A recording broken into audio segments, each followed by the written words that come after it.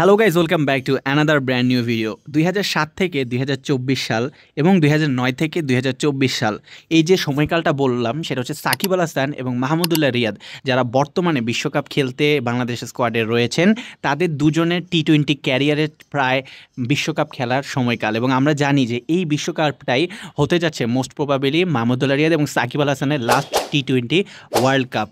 অবশ্যই সাকিব আল হাসান তার ক্যারিয়ারে 8টা টি-20 বিশ্বকাপ খেলেছেন এবং মাহমুদুল্লাহ 7টা টি-20 বিশ্বকাপ খেলেছেন।